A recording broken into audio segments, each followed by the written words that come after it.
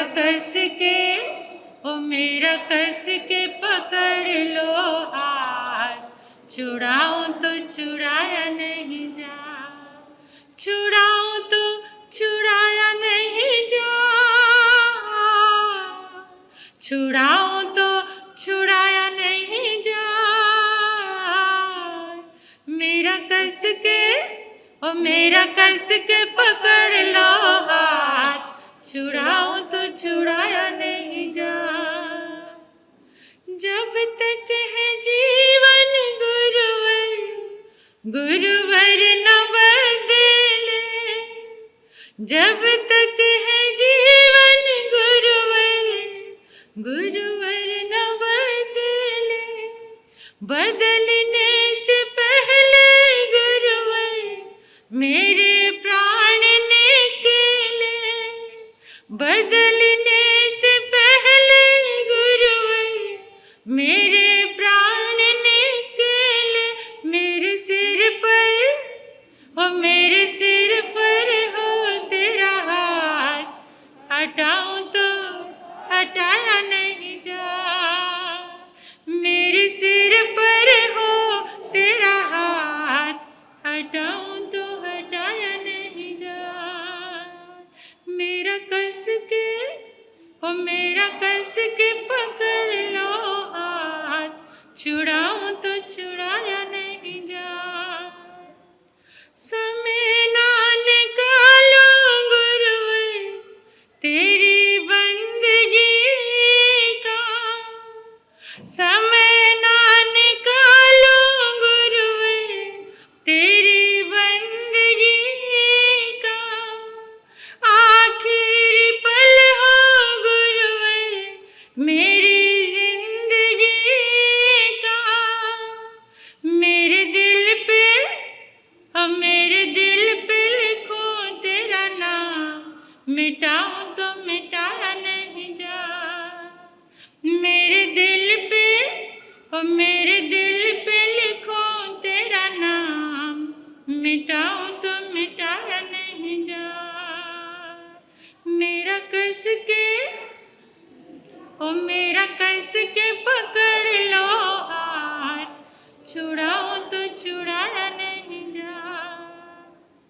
बंधन की डोर टूटे जिस दिन हमारी, बंधन की डोर टूटे जिस दिन हमारी, हाथों हाथ बंद कर देना धड़कन हमारी, हाथों हाथ बंद कर देना धड़कन हमारी।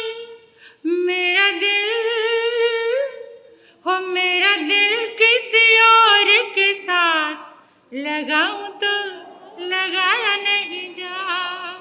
मेरा दिल, हो मेरा दिल किसी और के साथ लगाऊं तो लगाया नहीं जा। मेरा कस के, हो मेरा कस के पकड़ लो हाथ, छुड़ाऊं तो छुड़ाया नहीं जा। अनंत अनंत मैत्री के मसीहा, दया और करुणा के अवतार परम पिता परमात्मा प्रभु महावीर के चरणों में कोटिश वंदन नमन। अरिहंत परमात्मा श्रीमंद स्वामी भगवान के पावन चरणों में कोटिश वंदन नमन। श्री आत्म शिव शमन रतन गुरुवे नमः। परम दयालु परम कृपालु कर्नाटक गज के श्री आराध्य गुरुदेव के पावन चरणों में कोटिश वंदन नमन। तब का दिव्य वरदान देने वाले मम आराध्य गुरुवर्या श्री प्रवेश कुमारी जी महाराज साहब के पावन चरणों में वंदन नमन। 311 उपवास द्वारा जिन शासन की दिव्य अद्भुत प्रभावना करने वाले तपाचार्या तप चक्रेश्वरी गुरनी मैया के चरणों में वंदन नमन।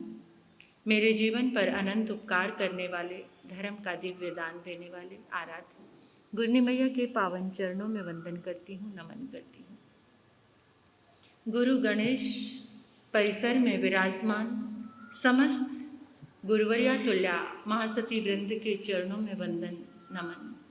स्नेहिल प्रिय छोटी साथियाँ, इस पावन प्रांगण में गुरु गणेश दरबार में आए परमात्मा के गुरुदेव के प्यारे प्यारे भक्तों, हृदय के आंगन में आप सभी का स्वागत, अभिनंदन, अनुमोदन आपकी सुंदर भावनाओं का और बहुत सारा शुक्रिया, धन्यवाद आपके पुरुषार्थ का। आप कितने प्यारे हो सभी, इतनी सुंदर लगन है आपके भीतर। जो घर में अभी रहते हैं वो आए नहीं हैं, उनको भी साथ लेकर आना और प्यारे हो जाओगे। हर रोज कुछ ना कुछ एक ऐसी चीज हमारे सामने आ रही है कि जिसे अपनाकर हम अपने जीवन की समस्याओं को, दुविधाओं को, जो खुशी है हमारे पास लेकिन ढक गई है, उस खुशी को, आनंद को, उस शांति को महसूस कर सकते हैं, प्राप्त कर सकते हैं।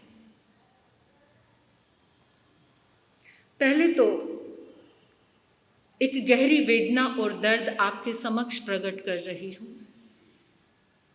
अभी 2-4-5 दिन पहले कर्नाटक में एक दिगंबर जैन मुनि का कत्ल कर दिया, टुकड़े टुकड़े। ये पूरे इतिहास में पहली बार हुआ है, टुकड़े टुकड़े करना। जैन मुनियों को मौत के घाट तो बहुत बार उतारा गया है इतिहास में, और इधर साउथ में तो सबसे ज्यादा 500 के 500 मुनियों, ऐसा पहले इतिहास में हुआ है। लेकिन टुकड़े टुकड़े करके मारना ये पहली बार हुआ है। इतना पावरफुल जैन समाज जो भारत के इकोनॉमिक को हैंडल कर रहा है, दान में, डोनेशन में सबसे ज्यादा आगे 67% डोनेट करने वाला जैन समाज, लोगों को नैतिक मूल्य सिखाने वाला जैन समाज कहां पर भटक गया है? आपसी लड़ाई में, इन छोटी छोटी दकियानूसी बातों में पूरा जैन समाज इकट्ठा नहीं हुआ। क्या शासन के पास, क्या प्रधानमंत्री के पास अभी तक ये संदेश नहीं पहुंचा? ऐसी घटना घट गई। याद करो, पहले मुनि को करंट लगाया और जब वो बेहोश हो गए तो उनके अंगों के टुकड़े टुकड़े, यहां तक कि कान भी काट दिए। इतनी दरिंदगी, नाक काट डाला उनका। बोरवेल, 600 फीट गहरा गड्ढा, वहां पर उनके अंगों को डाला। इतनी दरिंदगी एक मुनि के लिए की, कैसे कैसे हुआ? फिर भी जैन समाज एकजुट होकर जो चाहे तो कुछ भी कर सकता है, कुछ भी। इतना ताकतवर है जैन समाज। लेकिन पता नहीं अभी तक कुछ, सब एक भी नहीं हुए। कितनी छोटी लड़ाई लड़ रहे हैं आपस में, अपनी लड़ाई से फुर्सत मिलेगी तभी तो एक होंगे।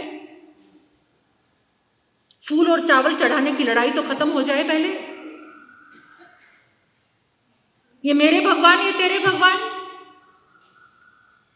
तभी किसी की मुनि को बचा सकते हो, तभी संघ और समाज के लिए कुछ कर सकते हैं। ये छोटी मोटी लड़ाई लड़ते हुए आपस में ऐसे बटे हुए हैं, अपने आग्रह विग्रह हठाग्रह इन चीजों को लेकर। बहुत वेदना है। जैन समाज एक बार एकजुट हो जाए, और सबसे पहले तो साधु संतों को एक होना चाहिए। तभी वो अपने भक्तों को संदेश दे सकते हैं कि तुम एक हो जाओ,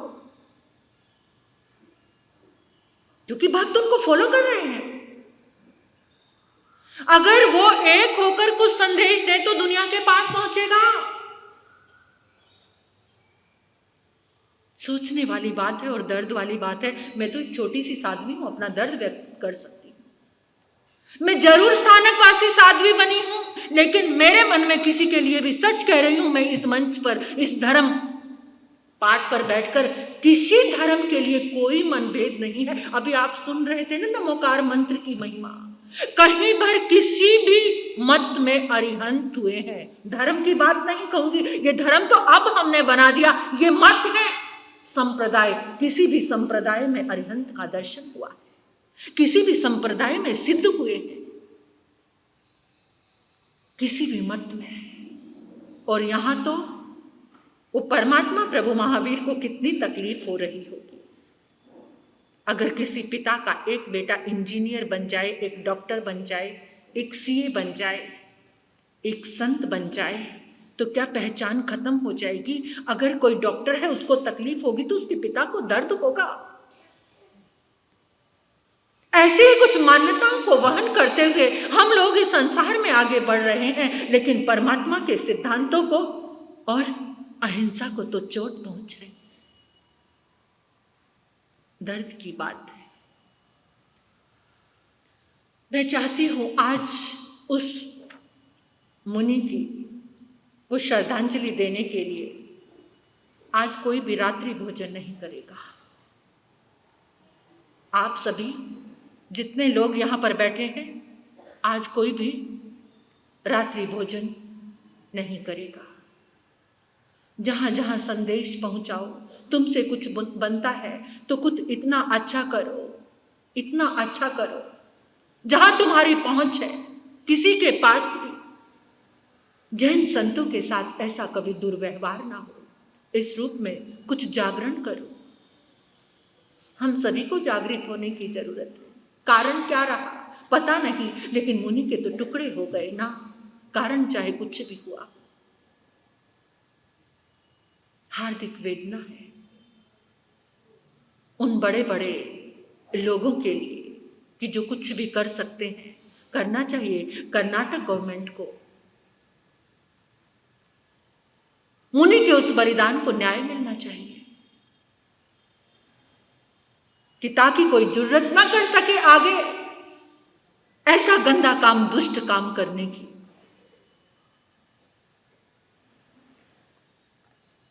वेदना से भरा हुआ था दिल, इसलिए आपको ये सब कहा। आप ही तो माध्यम है, आपके माध्यम से बात आगे पहुंच सकती है। तो आओ पुनः परमात्मा के उन सूत्रों में आ जाते हैं जो विषय हमने प्रारंभ किया है कि जीवन में सहज कैसे रहे, खुश कैसे रहे, शांति में, आनंद में कैसे रहे। जितने भौतिक साधन बढ़ गए हैं उतनी ही बेचैनी बढ़ रही है।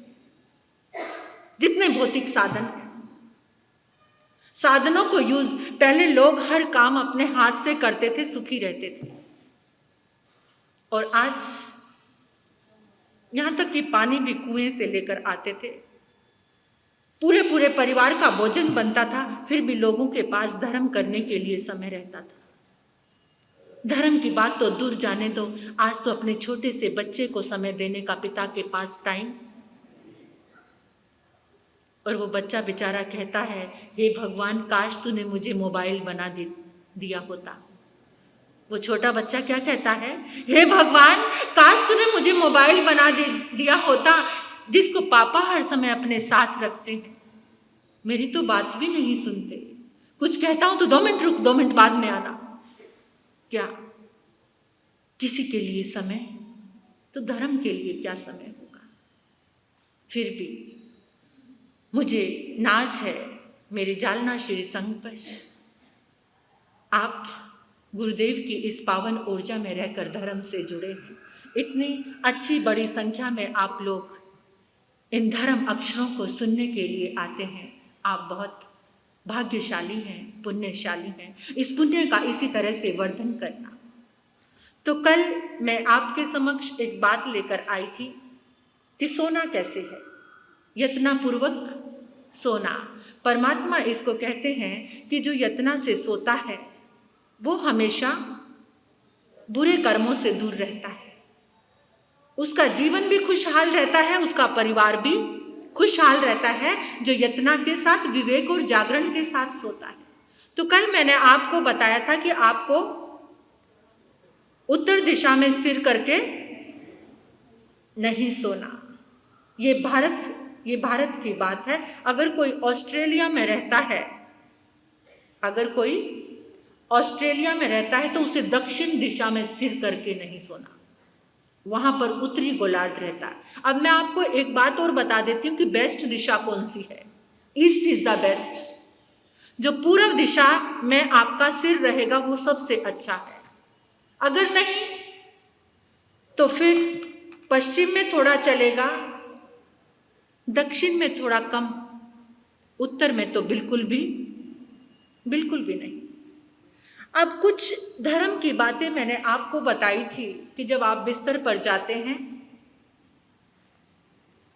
आपने कभी नोट किया होगा जब आप सोकर उठते हैं क्या आपका मन बेचैन रहता है या शांत रहता है? बताओ आप। हाँ, आप सुबह उठकर मुस्कुराते हैं, ऐसे कह रहे हैं आप, आगे वाले कह रहे हैं जरा ज़्यादा ही आप कुछ लॉजिकल चल रहे हैं, लेकिन कुछ जने ऐसे गर्दन हिला रहे हैं। सुबह उठकर अगर परेशानी और बेचैनी है तो आप बहुत गंदा सामान साथ लेकर सोए हैं जिसने आपको उठते ही बेचैन कर दिया। तो वो जो गंदा सा सामान आपने अपने साथ लेकर सोए हैं उसको झटकना, उसको दूर करना, अच्छी चीजें आपको लेकर सोना है, आपको अच्छी नींद आएगी। वो अच्छी चीजें क्या है? आपने बिस्तर पर जाकर सोचना है, जन्मों की यात्रा में इस क्षण तक अगर मैंने किसी को कष्ट पहुंचाया है तो उससे क्षमा, सोने से पहले सबसे क्षमा मांगनी है। मैंने जन्मों की यात्रा में इस क्षण तक देवगुरु धर्म की अविनय अशातना की है तो मैंने किसी भूत प्रेत पिशाच वाण वंत्र की खिल्ली उड़ाई है, मजाक उड़ाया है, उससे भी क्षमा। शासन देव, शासन माता, क्षेत्रपाल, देवी देवता, इनका उपहास कर देते, कुछ नहीं होता, क्या है, कुछ नहीं। कुछ लोग तो इस बात में भी विश्वास नहीं करते उत्तर दक्षिण पश्चिम दिशा क्या है, कोई दिशाओं का लॉजिक नहीं, सब है, सब कुछ है। अगर इसके अनुसार कुछ व्यवस्थित जीवन बनाएंगे तो आपके जीवन की व्यवस्था आगे बढ़ेगी। सुबह उठते ही आप मुस्कुरा सकते हो, क्या सोचकर? इस दुनिया में हर रोज 2.5 लाख लोग सोकर उठते नहीं हैं, सोकर उठते नहीं हैं, मृत्यु हो जाती है। आप ऐसे हैं जो उठे हैं, आपको एक दिन मिला है, ये आपकी जिंदगी का जश्न है, उत्सव, तो मुस्कुराएंगे। आज तो नकली मुस्कान आ गई है क्योंकि सबके हाथ में मोबाइल है, कोई किस समय क्लिक कर दे तो नकली मुस्कान।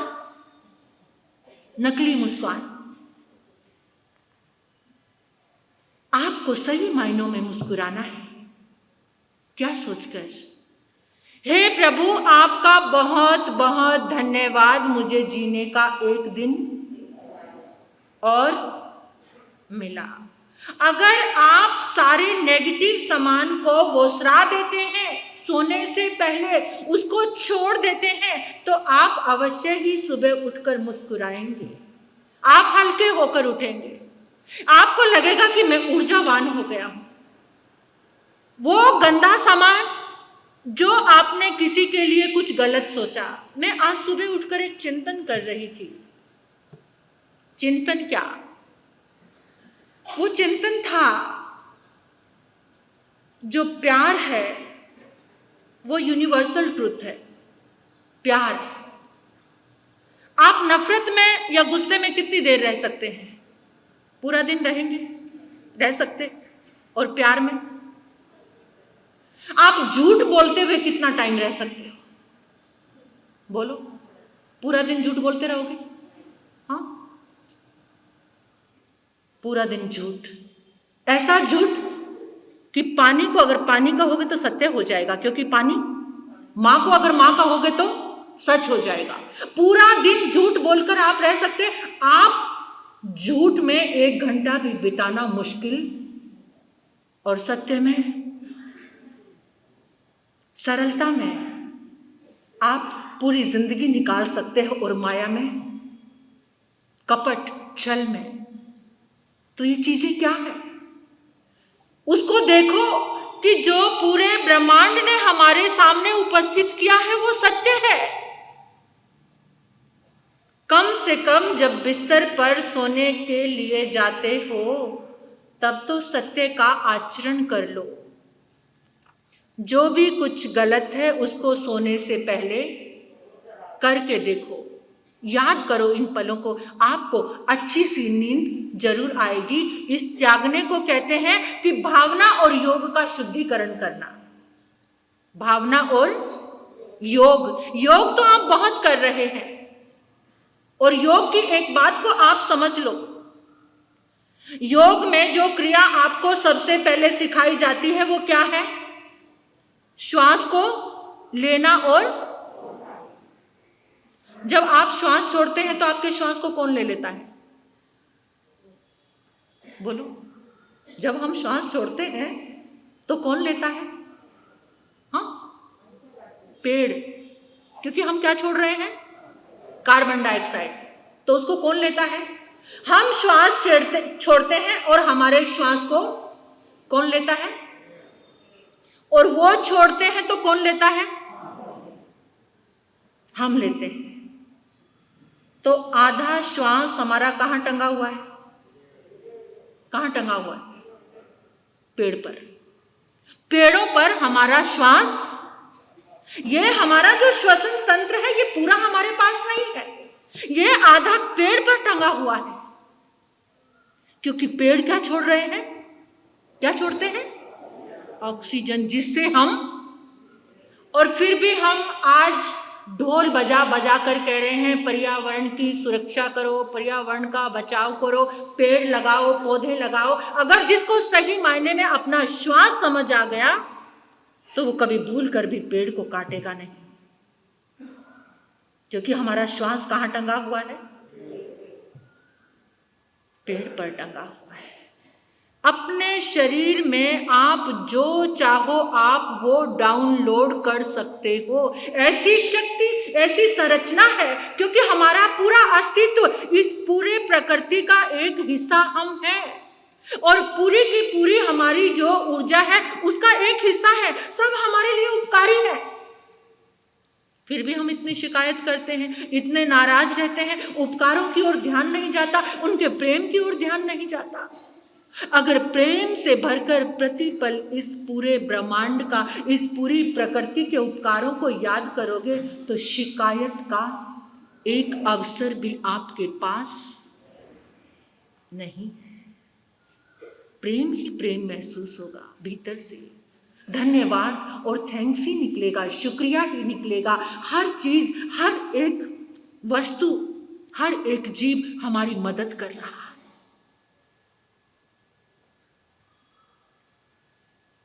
सन 70 के दशक में कौन से टीवी थे?